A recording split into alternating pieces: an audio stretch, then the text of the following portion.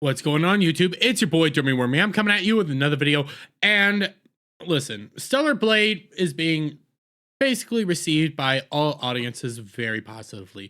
Even with the censorship and everything that's going on, mostly audiences are playing the game and saying, you know what, the game is actually really good. Censorship aside, it's a good game. But now back to the censorship. With the censorship, I have a story as to why you never, ever bend the knee to these people. Because yes, you had, whether it's Shift Up, whether it's Sony forcing Shift Up, I still don't know, and that's besides the point.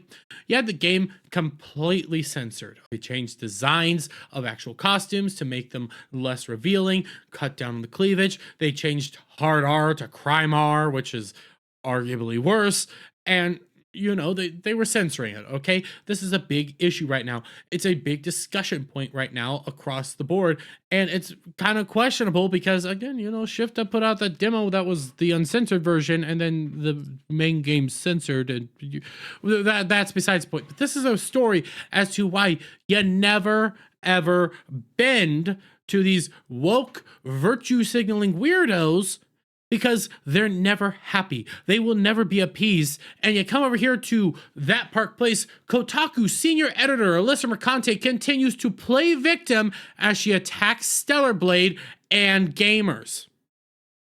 She's still going out there attacking the game, attacking gamers for playing the game, and attacking all aspects of the game because you can't appease the mob. You can't appease these weirdos. They will hate the game no matter what because you're not pushing their politics in it. They're not pushing their identity.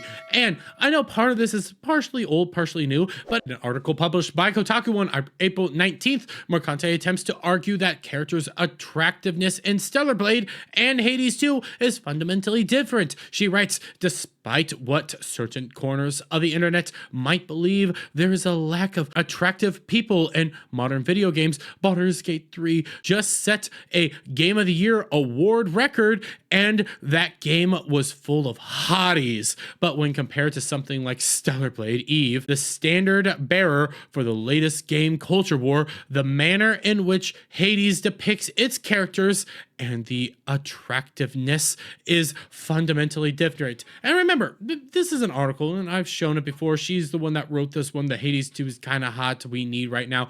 She came out here when Hades 2 got announced after bemoaning fans of Stellar Blade, saying you guys just want to jerk off to them because you're unclean incels. She comes out here and does this whole thing. Mommy, sorry.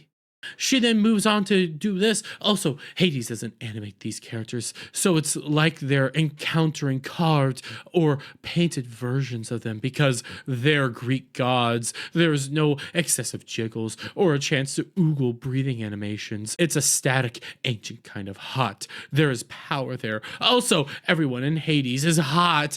It's got everything: twinks, bears, dommy mommies, scary daddies, bodacious babes, weird little guys, feral girls, cursed to see you next Tuesdays, sexy days, brooding boys. Oh my god. You see, she's over here rubbing herself to that. And when it comes to Baldur's Gate 3, again, the whole standard is, well, this is Stellar Blade, you know, animates it. They do the jiggle physics, you know, you can sit there watching that. Well, she continued on with Baldur's Gate 3 in a series of tweets over the weekend. Alyssa Mercante, Baldur's Gate 3 is an RPG in which you can have sexual relationship, customizing your entire character's body, even the genitalias. Makes sense. You can't one-to-one compare that to other games and the bodies depicted in them that are not RPGs, yet they're trying it. One gust of wind and their house of cards falls every time. Then they get another deck, a new issue to screech about, and build a new one. Rinse and repeat. I draw attention to it because I'm still being endlessly harassed for an article even tangentially related from nearly 2 months ago. Well, not 2 months ago, but I wonder what article that might be. Just ignore them. Okay, sure. And last time we largely ignored them as an industry. They took it as a tactic approval. So just saying, oh yes, she must attack them at all costs. She must attack them. But what article could she possibly be referring to? when it comes to all this. Remember her stance. You know, you come over here. They're not jiggling, they're not moving, they're not doing any of this stuff. You know, in Hades 2, they're static, they're still, they're silent, they don't do anything. So what article could she be referencing in regards to Baldur's Gate 3? Oh yeah, from December 1st, Baldur's Gate 3 slyly adds jiggle physics for schlong's balls. That's right! When you're customizing your character in Baldur's Gate 3, if you're a dude with a schlong, and you do what Kotaku's doing right here in this GIF they made, it jiggles! It swings back and forth. It does all that stuff. And oh, guys, that's fine. That's good. That's supposed to be championed because we can have all sorts of fun stuff in Baldur's Gate 3. But when you follow Alyssa Mercante's entire logic there, it's a no-no. It's a bad thing.